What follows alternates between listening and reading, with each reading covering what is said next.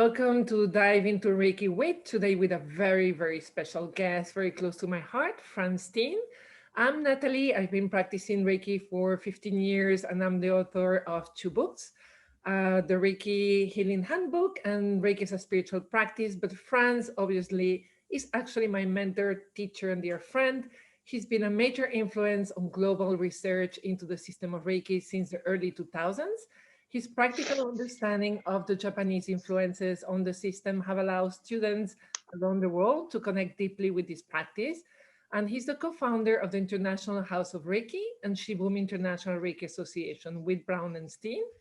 And he co-authored some of my favorite books, the critically acclaimed the Reiki Sourcebook, Japanese Art of Reiki, AZ of Reiki Pocketbook, and Your Reiki Treatment, and two very, very special books written from his practice, The Inner Heart of Reiki and Reiki Insights. But most of all, he's a fantastic human being. And what I love about Frans is that he really embodies the practice 24/7. Do not anger, do not worry, in a very joyful, down-to-earth way. And if you go to a class with Frans, prepare to laugh, cry, hug. It's freaking amazing. So Frans, welcome. How are you? Good morning. I'm doing well, thank you, Natalie. Good to be here and good to be talking to you. Yes, it's exciting. I'm ready. Yes, I just gonna say that I didn't understand Reiki practice very much. I loved it and I was very attracted to it until I read your book, The Japanese Art of Reiki, and then I'm like, oh, that's what I was feeling that made sense and I couldn't understand before. So I really appreciate because I think I'm still practicing Reiki because of your books and then your classes and retreats. So thank you so much for joining us today. And I'm really excited because obviously we're going to go through your journey, but we're going to be zeroing on Reiju, initiations or attunement, how we want to call them. And I think it's a really amazing understanding that you can allow. And I'm really excited about sharing this with everyone in the Reiki community. But let's start with the beginning. You were a party boy and suddenly you came in contact with Reiki. So if you can give me a little bit of your origin story. Yes, I was a big party person. I love dancing. I still love dancing, but I don't do it that often anymore, unfortunately, just, at home. Yeah, I suffered from lower back problems and I moved from Holland to India and I lived there for 2 years. And then I came in contact in the Himalayas with a lady who was a healer. And she did something for me, with me, whatever. And that triggered for me a really big opening and awareness. And I started to buy books on all sorts of spiritual practices, what was highly unusual for me. And one of them was the System of Reiki. And I thought, well, that sounds interesting. And so then in Kathmandu, Nepal, I studied Reiki 1, 2, and 3. And then for a year with Bronwen, we had a Reiki center in Darjeeling for a year. That is amazing. And how did you go from like studying Reiki? And then I remember you had a story that one day, the way you started teaching was that someone approached you like, hi, do you know someone teaching Reiki? So how did you feel confident enough? Like what made you say like, hey, I can teach this, right? Yeah, that was really bizarre. We just had done our first Reiki 3 class. I've done many because I think learning never stops, of course. And this was in Kathmandu. We're standing in front of Pilgrims, a really famous bookstore in Kathmandu. We just had done a Reiki 3, what actually at that time was terrible. It was the attunement. And then you get a copy of a book and of course, bye, see you later, work it out yourself. And this couple comes towards us and literally, I mean, in that area of Kathmandu, there's thousands of tourists. And for whatever reason, they pick us out and they say, excuse me, do you know any Reiki teachers around here? And we go, we just did a Reiki teacher class, but we have no idea. But go inside, there's a notice board. There must be some people teaching Reiki. And I went in and we go like, well, this is bizarre. I mean, this is like, how is this possible out of all these foreigners walking around here and standing here that they pick us out? This is a sign. So we followed them back in and said, well, if you give us a week, we'll prepare a class and we teach it for free and you can become our first students. And that was it. Oh my God. So a little bit, I would love for you to go from that moment, that first training, that first attunement you were referring to, the style you train now. What is your style now, and how has your vision of that training changed over the years? Well, the way I was taught first, it was very externalized. Everything was seen as something outside of yourself, you know. And when I lived in Darjeeling for a year and also communicated with Tibetan Buddhist teachers and practitioners there, it's a very big community in Darjeeling, they were really pointing towards insight. And I started to have certain experiences, and some of these experiences I could not understand. And so I went to a Tibetan practitioner and I said, can I explain this to you? And he said, yes, okay. And he said, well, this is really what we're looking for in the Tibetan Buddhist tradition when you're deepening your practice. What are you practicing? Are you practicing Buddhism? I go like, I don't know. Something. And and so I was really wondering, what was I really practicing? And so, yeah, in 2001, for the first time to Japan. I've been quite a few times, and since 2012, I trained with a Japanese priest, and that for me has really changed a lot. Already prior to that, really developing myself and looking at the Japanese ideas of spiritual practice, really internalize it, and really seeing also where Mikasui's teachings came from. What was he himself practicing? And when we look at these teachings of Mikasui, the precepts, meditation, hands-on healing, symbols and mantras, and Reiju, or nowadays called attunement or initiation, we can really clearly see that he borrowed from Japanese esoteric teachings like Shugendo, Mikyo, Shinto, Zen, etc., to create a system, what we practice now. So it's changed a lot for me, absolutely. I love that. And I love what you're saying, going from external to internal. And I find some people have a lot of resistance because it's almost like, how can I, me, myself, poor human with issues, offer like a space of healing? And Yeah. that is what sometimes I think people like with the Japanese is very shocking, right? Like you are the outside, there is no outside. I don't know if, for example, if I'm like just learning Reiki the way I learned when I was channeled, how can you tell me you're good enough? Like you don't need to go outside. I don't know what kind of advice you will give someone for that. Yeah, I think we're so focused outside. Everything is outside of ourselves, you know. And so also, I think it's quite challenging to go within for a lot of people. You know, if you really think about Mikasui's teachings and we look at the precepts, for example, there they are in Japanese: do not anger, do not worry. Then where do we store this trauma of anger and worry and fear? Inside the body, not somewhere outside over there, but inside the body. And therefore, when we want to be, even when we say we're a channel, then we have to be a clear channel. You know, if I have a straw, and if that's the channel, then the straw needs to have no hole, no kink, no knot, else the channel cannot be a good channel. So even if we see it outside of ourselves, and we have to think that we are a channel, then we still have to purify it.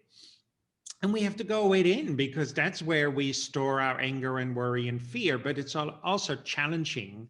And I think a lot of people find it very difficult to face their own fears and worry and anxiety. And this is, I think, why also a lot of modern healing practices have become very externalized. No, that makes complete sense. So in your practice today, because obviously when you just learned at the beginning, it was probably very much hands-on healing based.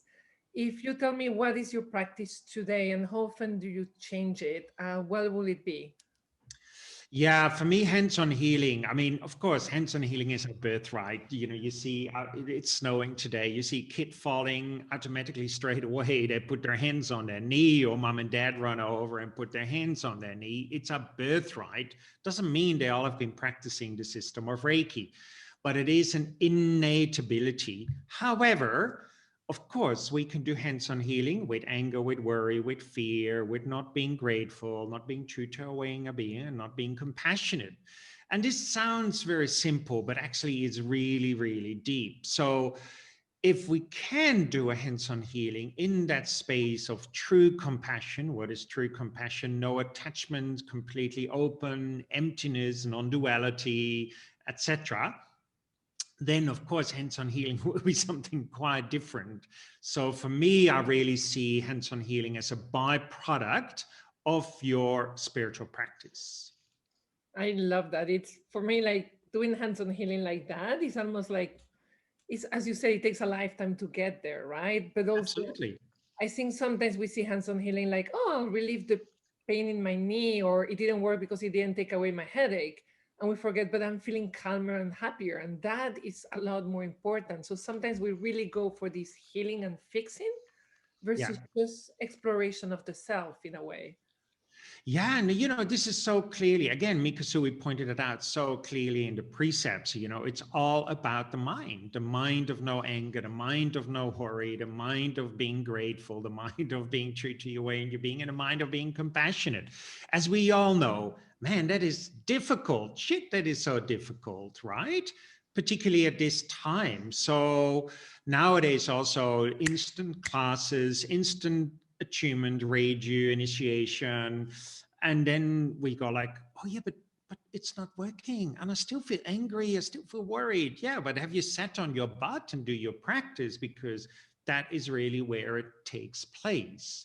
And you know, this is for me so important, why also the Japanese way is really essential if we want to become a better human being. What is a better human being? Is a human being full of compassion and kindness and love and openness. I was giving a podcast yesterday for martial arts, and they were telling me like, how can you feel the improvement in the breath? How can you become better at breathing? And I was like, we don't have an idea of improvement in Reiki. We have an idea of going deeper and exploring. And he was looking at me like I was a mad woman.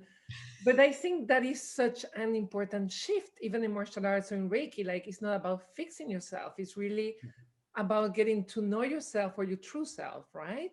So if I get a Yes. peek, sorry, I interrupt you. If I get a peek at Frans Stiene when no one is looking at him, where are you practicing? Beyond Throwing naked. snowballs. Throwing snowballs can be Reiki, yeah. For me, at the moment, there is some very specific practices I've been practicing with the specific instruction of my teacher in Japan, this priest, to really gain a much deeper and direct experience of ultimately the precepts, you know, embodiment of the precepts, embodiment of the Reiki 3 symbol and mantra, great bright light, inner luminosity. And those for me are really essential. So it involves quite a lot of chanting, meditation practice, really learning to focus. I think also in our society, we're so unfocused. And why do we get angry? Why do we get worried? Because we get distracted by the past, we get distracted by the future, and we get distracted ultimately by the present moment. So the practices I really am doing is trying not to get distracted by past, present, future, what is really, really difficult. And this is why I have to, particularly I have to practice till the end of my life, because we have all a lot of shit. So yes. Yes, welcome to being human. We have lots of that. So you've many times said the core of the system is the precepts, right? What I would love for you to see, I think sometimes people see the Reiki system as very separate. I'm a Reiki one, I use my hands, then I learn a symbol. They don't see the connectivity with the precepts and with everything else. Yeah. So we love if you can give your point of view, the same way we're interconnected. The precepts are in a way the link that connects the whole system. Yeah, absolutely. For me, that's really the base. It's the foundation. I mean, you know, this idea comes in my mind. If we think it doesn't really matter, then would it matter if I get a hands-on healing from a junkie or from the Dalai Lama? Of course, there will be a huge difference, because the Dalai Lama is in this huge state of mind of great bright light, or kindness and compassion. And we all know that if someone is angry or depressed or worried and fearful, that their body is like this, their energy is like that, their mind is like that. So therefore, of course, energy is not flowing. And, it's really simple, but it's so simple that often we don't see it because we like to make it complicated. But it's actually so simple that if we are kind and compassionate, and I'm not talking about, that kind of kind, but true kindness, what is ultimately, again, non-duality. And again, Mikasui is pointing that out within the mantras, for example, in Reiki 2 and Reiki 3, really, really clearly. And so that inner luminosity, your inner true self, what is that? That is actually the state of no anger, no worry, being grateful, being true to your way into being, and compassionate. So the precepts are an explanation of your true nature, of your true self, of that inner luminosity. And I think it's simplified too much. We say, oh no, I'm never angry, I'm never worried, I'm really compassionate. But if you really be honest to yourself, then you realize that is not really the case. So yeah. Yeah, also, there is no light without darkness. So, Absolutely. we bring the gashu position and all of that. I think, well, what you're describing is called here in America as bypassing, spiritual bypassing, right? So we Yeah. are not in touch with the dark side of ourselves because it's uncomfortable and we don't want to be angry. But actually, when we accept it, it kind of washes away. It's a very strange thing. It's like pain. If you run away from it, like it becomes more insidious. So, Well, absolutely. Yeah. but I think it's lovely that Reiki gives you that platform to hold and be able to process those things. So, Yeah. sorry, I'm interrupting you a lot today. No. I was just thinking, it's a little bit. If I would have worn this shirt, this top for a while, and if I wash it, then of course we see a lot of dirt coming off it. Then we celebrate that because we know actually we come to the purity of the cloth of the jumper. But when that happens in our own practice, we go like, oh no, I don't want to touch it. Oh, I can see my anger. Quickly, let me go into la la land.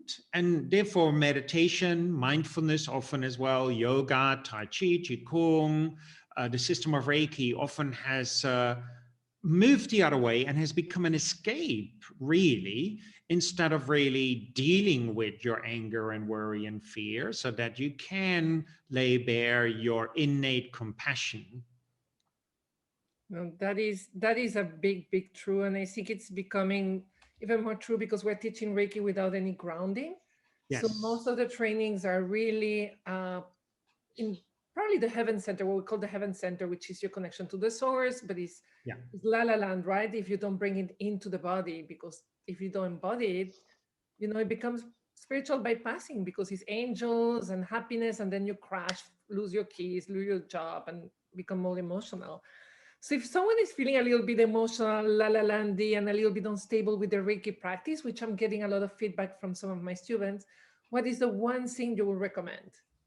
I mean, this is essential. Again, I was just looking through the Yoga Sutras. Again, even there, very clearly focus, don't get distracted by attachment, worries, fear, past, present, future. So it's again is being focused, and specifically, first of all, focus on the hara or your dantian or the root chakra or sacral chakra, grounding, centering.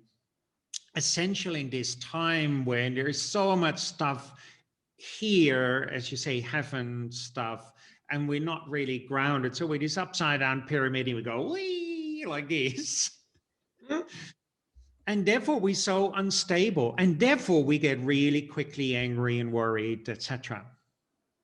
Yeah, no, I've noticed because some people, they're practitioners and they're offering a lot of sessions and then they're angry and then they're like, why am I angry as a practitioner if I just studied Reiki not to be angry?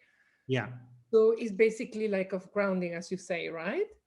It is, and this is why the essential elements are really sitting on your butt and doing the meditation practice. But most of the time, we see the system of Reiki as, oh, you have the attunement or initiation, Reiki, whatever you call it. You put your hands on someone, and we do hands-on healing on someone, also on yourself, but most of the time people go like this and fall asleep. In reality, they're just sleeping. They're not really doing hands-on healing. And then we say, oh, the energy is doing it for me. And we've become so superficial in it, excuse me, but it's true. And it's really easy to check. You know, if someone hits you on the head, do you get angry? Do you get worried? Do you get fearful? Are you reacting with compassion or not? I mean, it's a very easy checklist of precepts, if and how you're doing with your practice. Yeah, it's funny. The other day I was in the subway and we have a lot of crazies, but there was this woman, and with the pandemic, I'm a little bit more nervous. She was screaming at me like 20 centimeters away. She had a Yeah. mask that will fall, and she was screaming about Jesus Christ and all of that, right? And but she's screaming about love, so angry, right? And I can feel my also me getting really angry. And then I got angry because I was angry because she was making me angry, but I had anger inside. So also it's a nice thing as a practice. It was like, it's just like a check, like, hey, I need to go and sit on my butt for a few days more and longer because I'm getting angry with this poor woman who's crazy, right? So Yeah. it's not her. I have the anger in me. And she kind of pushed my buttons, but it was like, it was a checklist. Okay, crazy number 6, still need to practice more today. This is it. I mean, it is this wonderful story. You know, if I have this cup and there's tea in it and someone knocks it, then tea comes out. Not coffee, not Coca-Cola, nothing, you know, but tea comes out. So if someone bumps me verbally or physically, what comes out? Anger or worry or love and compassion? If anger and worry comes out, it means we have anger and worry inside of us. If love comes out, then it means we have love inside of us, and we can change that, you know. And so this is why we practice. What comes out when someone bumps you? Yeah, and I was reading a Buddhist says that anger is actually a great thing because it's moving energy and you can actually make a change. So Yes, absolutely. we can also change our relationship to anger and worry and see it more as messenger. So Yeah. I know you have a very successful career, you travel the world, but I wanted to ask you one question. I'm asking this question to everyone. We always talk about, Reiki, how to grow as practitioners, but we seldom share our mistakes or oops, or like, shit, what did I do now? So we'd love for you to share one that you feel comfortable with. Because I've learned my biggest lessons as teacher and practitioner and myself in my self practice from making mistakes, So I Yeah. would love to hear yours. I think it's one big mistake. My whole career is one big mistake.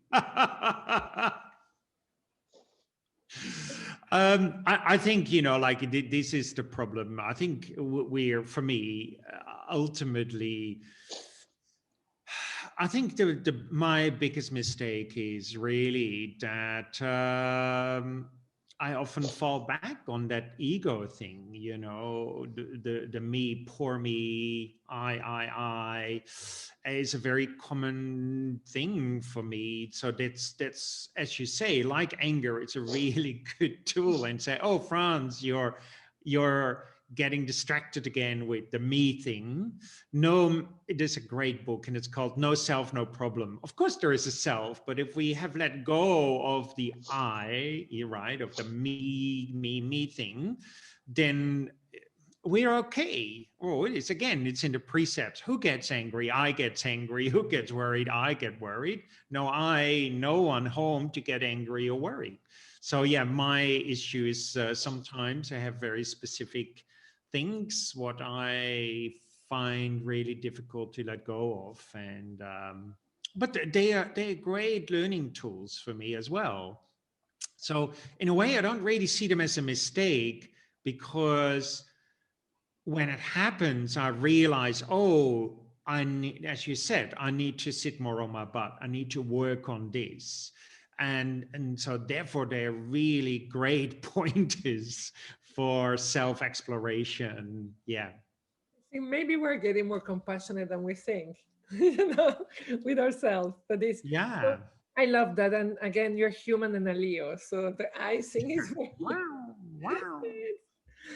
I honestly haven't seen you except photobombing every picture when you were in New York with everyone. I haven't seen you very much in the eye.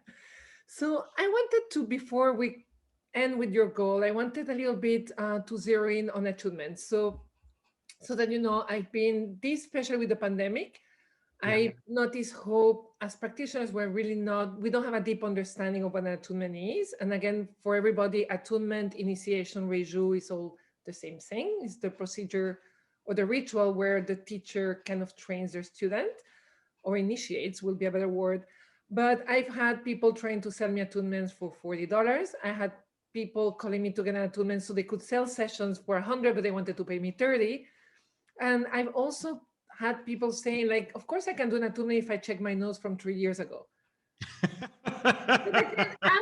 That would have been my answer like 5, 6 years ago, right? So this is not a judgment. This is just the way we're training our community. Are we giving them all the information about attunements? And because most of us just learn the ritual, there are very few practitioners with the depth that you have, because you've practiced probably like a million of them. I was very fortunate to get quite a few. So I wanted a little bit for you. Can you explain, and I'm going to use the word reiju from now on, what a reiju is, or how will you define reiju? Well, let me first, because I think also in the wider Reiki community, there is a very misunderstanding about Reiju and attunement. They think it's two different things, but actually the word attunement doesn't exist in Japan. Neither the word initiation. Hey, these are English words. So in Japan, there's one word, what is Reiju. And Reiju has different rituals. They all do the same thing. Some are very simple, some are very elaborate, and it would depend on the student and on the teacher, both, right? What kind of ritual you use. Some have no symbols and mantras, some do have symbols and mantras. Again, that is not enough. I mean, many years ago, one student said, Frans, we can teach a monkey how to perform this ritual, but it doesn't mean they can perform a reiju. So yeah, let's call it reiju from now on. But remember, reiju, attunement, initiation, one and the same thing. So often we think it's just a physical ritual, but I can go outside here and teach this ritual to someone. They can do it in half an hour, right? It's not that difficult. Doesn't mean they can do Reiju. Traditionally, Reiju is a spiritual blessing. If you translate it, spiritual blessing, spiritual offering, spiritual giving / receiving, means it's spiritual in nature. So if my mind is really confused, full of anger, full of worry, full of fear, full of attachments, if my mind is not really empty, right? Emptiness, right? So emptiness, no me, no you, completely wide open, then the physical ritual is not infused with this, and therefore it lacks the depth of it. And traditionally, where Reiju comes from is, you can trace this back in Japan. And if you look at it, these rituals were only being taught to people who became a priest or a priestess. What means they had already a super, super long training. They were first a monk or a nun, then they did the priest or priestess training, which was really, really intense, right? And only then they were taught these particular rituals, because they knew it was not the physical ritual, it's your state of mind. And this is why the state of mind of Reiju is the most important element. What is this state of mind? Emptiness, non-duality, enlightenment, ultimately. I've been very fortunate to have rituals like this being performed for myself by priestesses, very, very different, very, very different than anything you've ever received, between brackets. And for me, it just is so potent, so clear that these rituals, the essence of it is really how you've tapped into your own inner luminosity. And not just a little bit. And, you know, I know some people, they say, oh, I'm really one. I'm in this non-dual space. Cut the crap. Really, it's quite easy. Cut the crap. There's a Buddhist teacher who has a very easy test for you. And I like him a lot. He's quite outspoken. And he said, if you keep talking about that you're in this oneness space, very easy test. Buy a candle, lit the candle, stick your hand in the flame, and keep saying, I'm one with the flame. If you burn your hand, shut up and keep practicing. Because if you're really one with the flame, fire cannot burn fire. It's very simple. But, you know, we have these concepts and we think so superficial about these. And then, you know, we have to be, again, this is why we have to be brutally honest with ourselves and really investigate and realize, therefore, that the essence of these reijus is ultimately non-duality, what means no giver, no receiver, nothing to give, just pure luminosity. That is beautiful. A very different training. Well, actually, I got a very decent training, but still different than when I got the first round. But I think also it's interesting when you say no giver, no receiver, right? So a lot of times when as teachers we perform Reiju, we feel we're enabling our students to connect more consciously with the key. We're giving them the ability to channel Reiki different, according to the lineage, the language changes.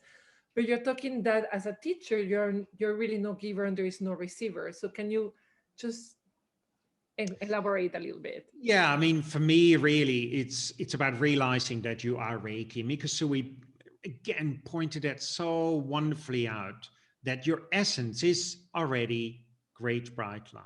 Yeah, he pointed this out in the Reiki 2 symbols and mantras, the Reiki 3 symbol and mantras. You are Kami, you are Buddha, you are great bright light, you are already inherently no anger, no worry, no fear, being grateful, being true to your way and your being, and being compassionate. But we've forgotten about this. We put all these layers over this beautiful bright light.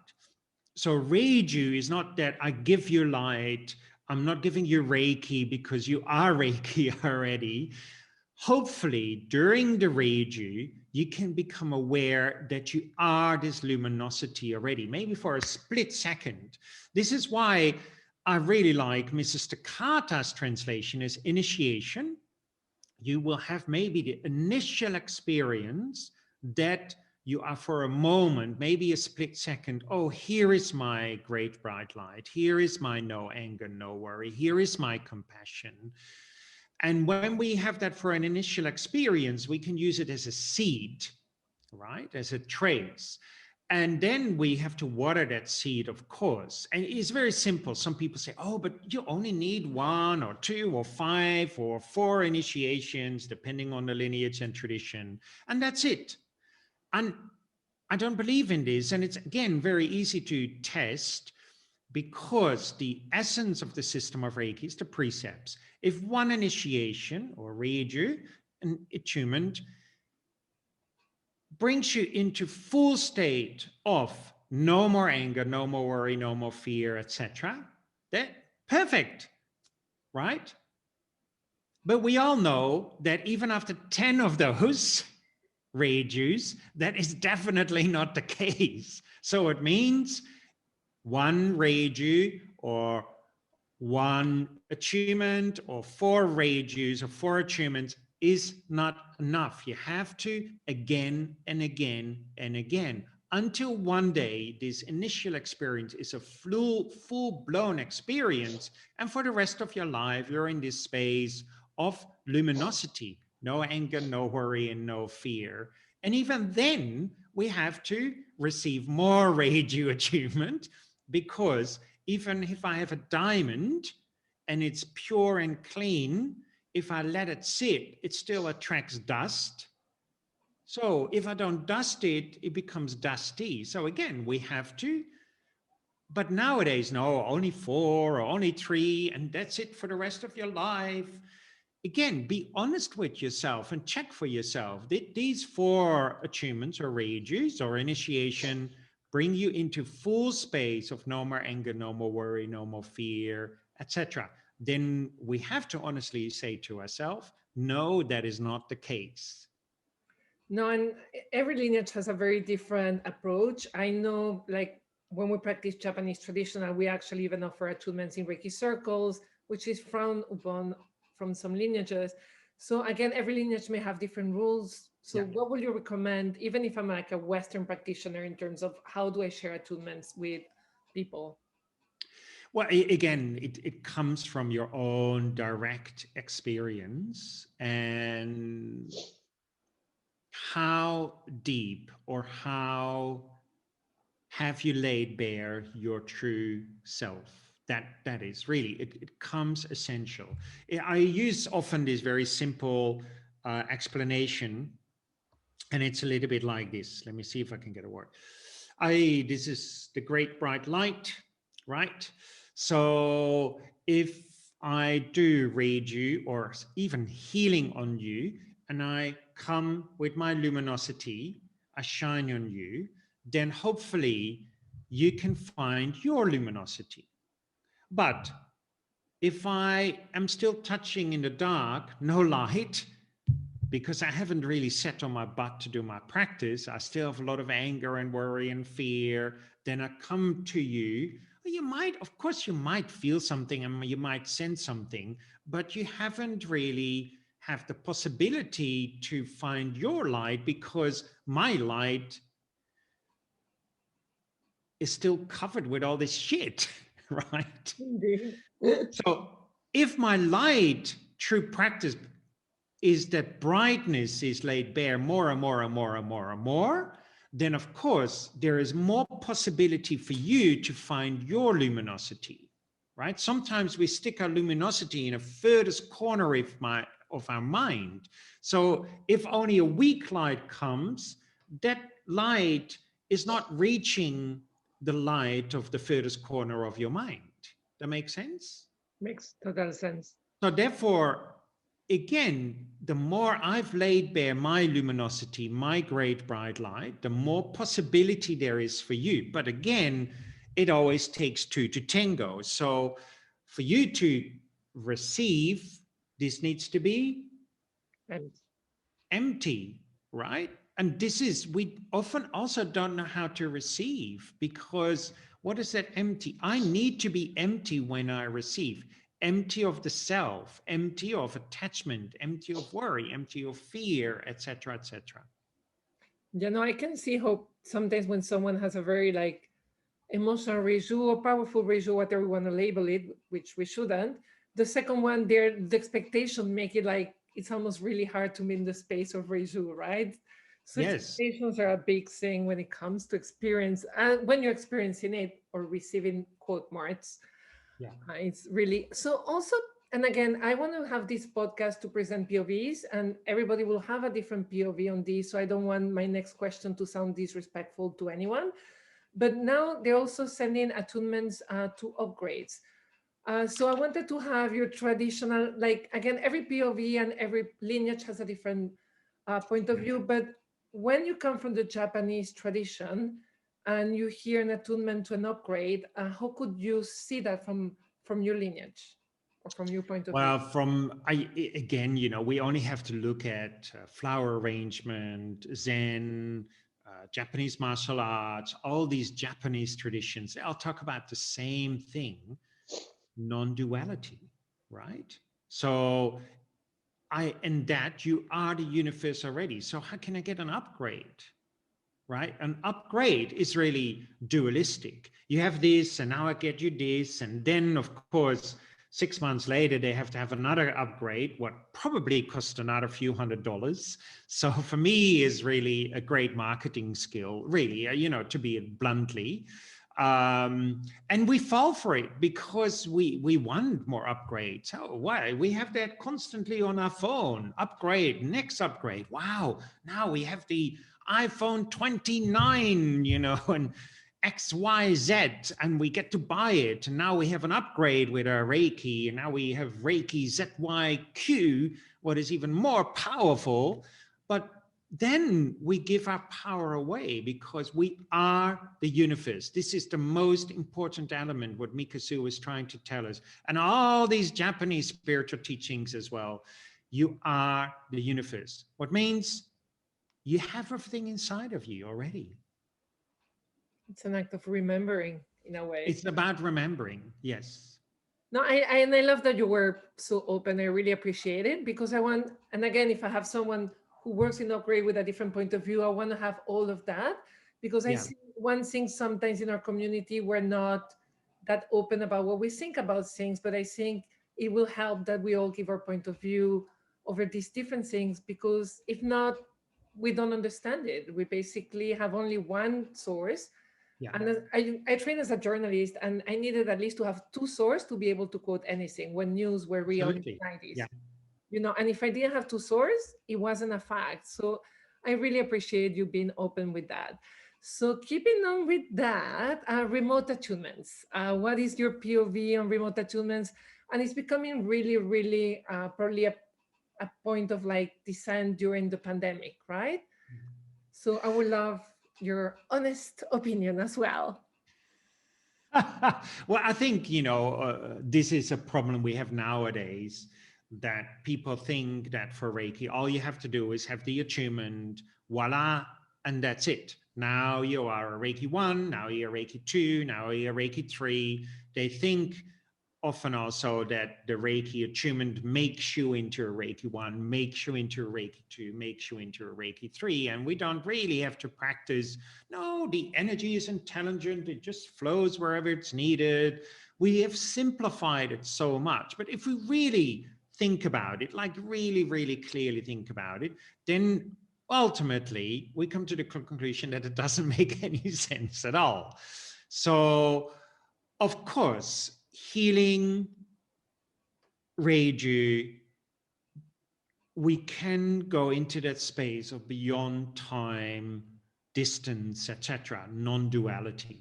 But if we, again, really honest, then that is very difficult. Again, you can do the candle trick, test, do you burn yourself or not? So real non-duality is not really easily experienced. And therefore also distance attunement or reju is not always. We might say, of course it works. Of course we feel something if I go, oh yeah, here it is. Yes, no, now it's coming. Of course something is taking place. But to learn the system of Reiki, we have to have not just the reju, we have to understand the precepts. We have to understand the symbols and mantras. We have to understand the hands-on healing. We have to understand the meditation practices. And ultimately, that is bestly done in person. Great, these kind of things through Zoom, but as you can see, you can only see me from here. So even in some classes online, I can switch off my camera. I might actually having a coffee and not really participating in a meditation while you talk through a meditation. And we don't know half of it, and this is why all the Japanese teachers like Hiroshi Doi, Yakuchi Nimoto, etc., all tell us, please do not teach Reiki 1, 2, and 3 online. They are actually quite against it. And because they know there is so much more than just the attunement or reiju. No, I love that because I think the discussion has centered more about do I get an attunement online or not versus, again, that doesn't make the practice versus do I understand the system well Yeah. during a class. And I love shifting because I think we put too much weight on the attunement sometimes. Absolutely. Yeah. Everyday practice it's what really makes a difference. Like I got attunements and they were wonderful, but after a few days I didn't practice and they were, sometimes I could feel the energy quote marks. Other days I was like completely, it was gone. And I hear a lot of people like, oh, my Reiki's gone, right? This is it. This is absolutely it. I mean, you hear this really for nowadays. The other day, I heard someone say something. Or it was written down, and yes, you can just draw the symbol over someone, and they're protected. That's it. Very easy. And I go, really? If you can do this, please do it on everybody. We don't need to vaccine for corona because they're protected. No more corona in the world. Just go and stand on Trafalgar Square and just draw it on every person. Next. And then you teach it to someone else. So you give them a quick achievement, and then now they can do this symbol over everybody else, and everybody's protected, and no one has corona anymore. And they go, what? Yeah, no, it doesn't work like that. Yeah, but you were telling me that everybody is, you're protected now when you draw this over a symbol or the symbol over someone. So we have to really not just be a parrot and repeat something, but we have to think about it. And this is the most important thing. How can we think about it clearly is to sit down on our butt and, calm our mind so that we see things clearly. And I think I'm deviating because what you said is really important. I think we talk a lot about the concept of protection in Reiki, especially probably Western, but again, Western Reiki is probably 80 to 90% of the practitioners, at least in the United States. And for me, one thing when I was starting, because for me, I see Reiki as a practice, not just as a ritual, right? So I practice often. And one day I'm like, how can I be completely open if I'm protecting myself? And is protection coming from worry if I'm not supposed to worry? So I don't know if you can elaborate a little bit on the fact of protection within the system of Reiki. Well, I think it's generally in everything, the idea, we have to ask ourselves, why do you want to protect yourself, right? And then we come to the conclusion, fear and worry, right? Fear or worry of the self, right? Of the I might pick something up. Now I have your issues. So it's all about the I again. When we soften that I, no self, no problem, right? Therefore, wide open. And this often is seen as being spacious, like space, wide open. We cannot damage space whatsoever. I can get a knife, I can cut here, but space, it will not be damaged. So our mind, we need to understand that our true mind is like space. And this again, Mikosui pointed this out very, very clearly in his teachings with practices like Joshin Kokyoho and the symbols and mantras in Reiki 2 and 3. Very clearly points that out. That is beautiful and so simple. So I want to do something because we have quite a few people, even though I made them turn the camera off. So if they want to use the chat box for a question, I would love to do that while we enter your last question, which is a little bit, well, not your last question ever, hopefully.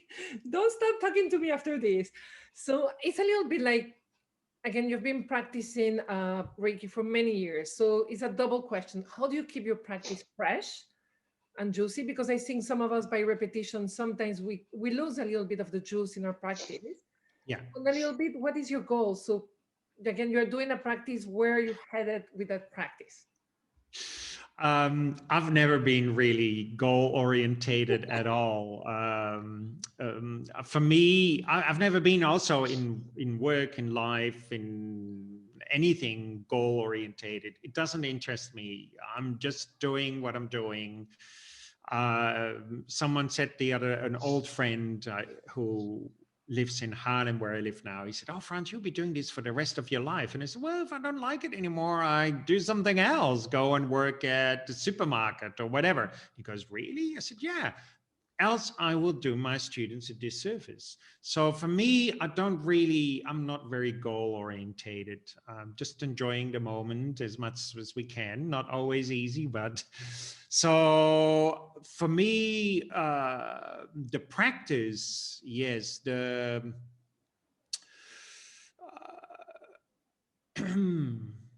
is again just being in that space as much as possible of non-attachment beginner's mind. And, you know, when we have a goal, we're also holding on very tight. I want this, you know, and then when we hold tight, nothing can move. So we have to practice with open hands. Then everything also stays juicy. But this is not only in the system of Reiki. This is why practicing the system of Reiki is how we practice life, right? If I hold my relationship like this, then it will be suffocated. If I hold my work life like this, suffocation. So to keep it fresh, we have to hold it in an open hand, right? Without anger and worry and fear, very tricky to do. And no attachment, because if I today sit there, oh man, this is a really good meditation. Then tomorrow I practice and I go, it's not so good. Why do I think it's not so good? Because I compare it to yesterday's meditation. So if we can stop comparing, problem solved. But this is the hardest part, right? To stop comparing. So again, we can see this really within the precepts. Now, often people say, oh, but the precepts don't have the word comparing in it. No, not really. And they go, no, there's no anger, no worry, no fear. But if you look deep within the precepts, of course, you come to the word comparing, not in written form, but it's hidden in the inner meaning of the precepts. Why do we worry, right? Why do we get angry? So then we come again, for example, to comparing.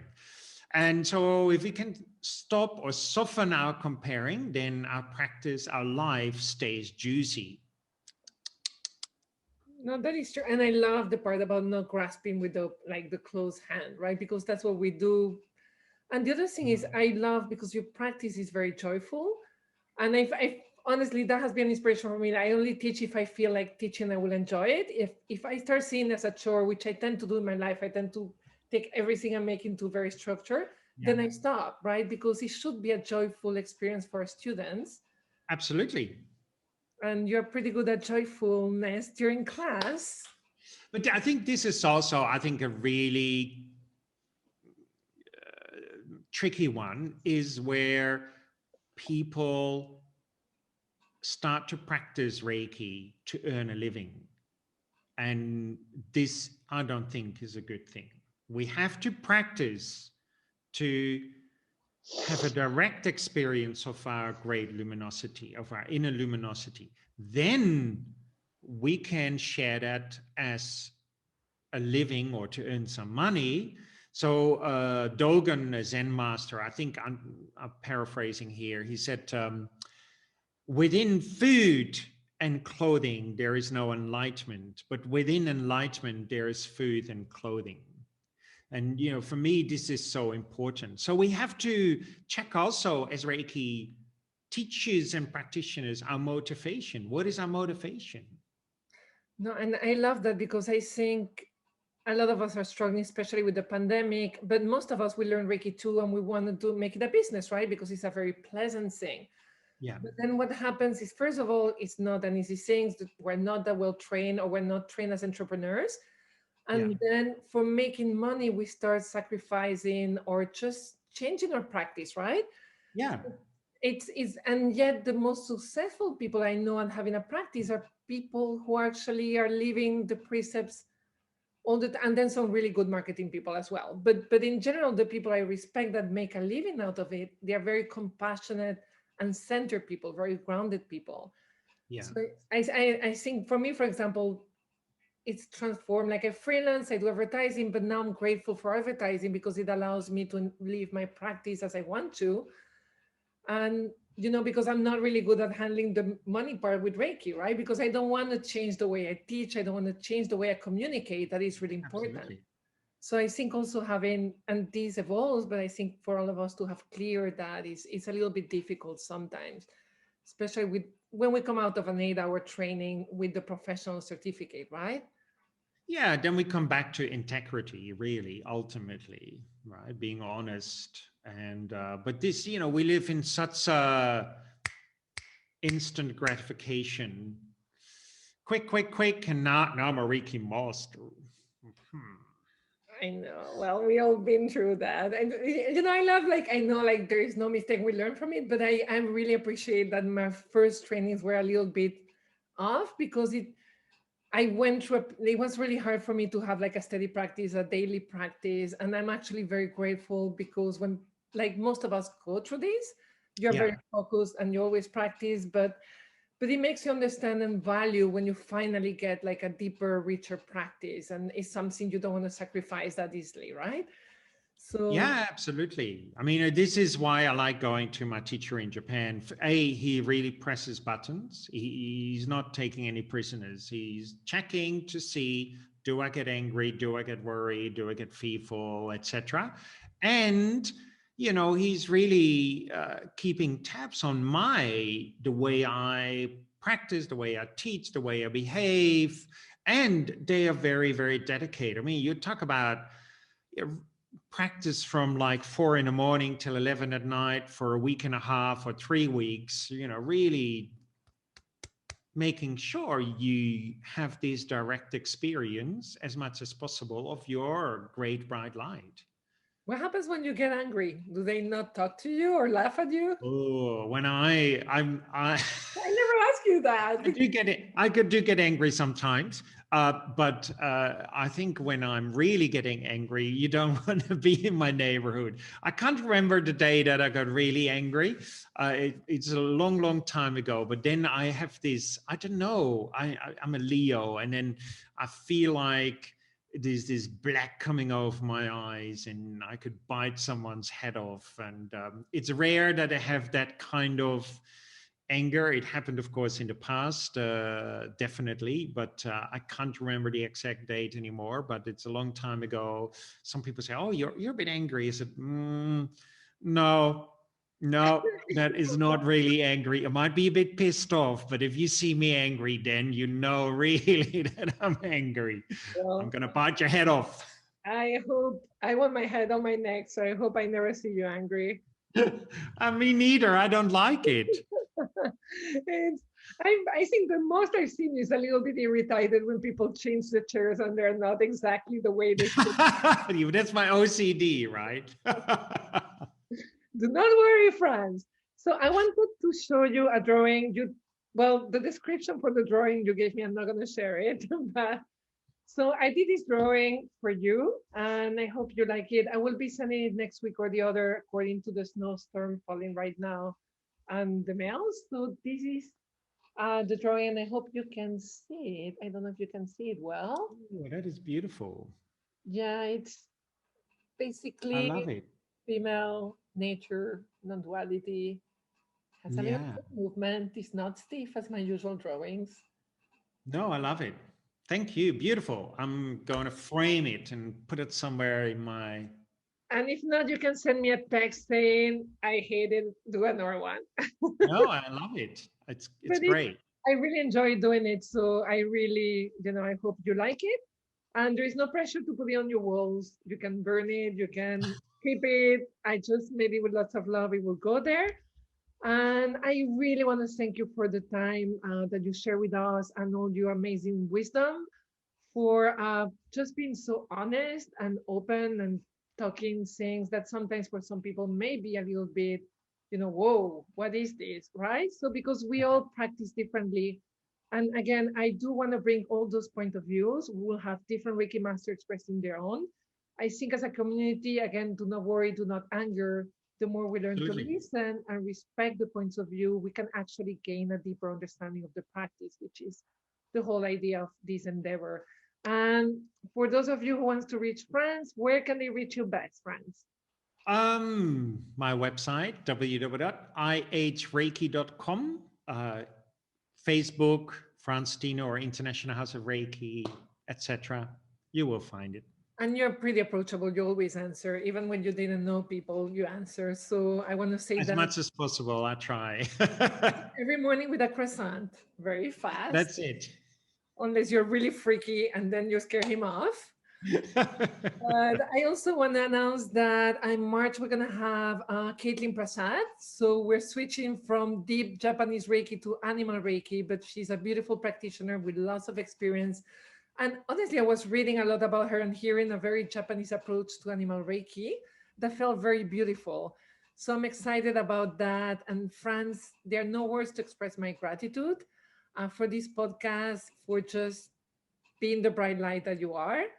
And I'm gonna stop like gushing about how much I love you because you know that already.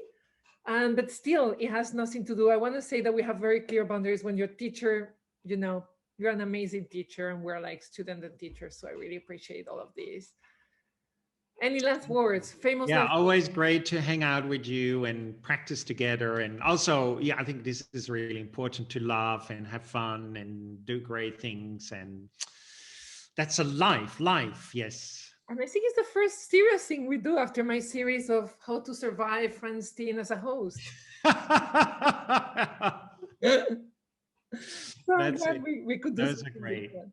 Thank you so much. Have a great day. And there is a lot of thank you on the chat box that people love the interview. So I'll see you soon. Talk to you soon to all of you. You can reach me again to Patreon, a message if you have any questions on how to reach Franz.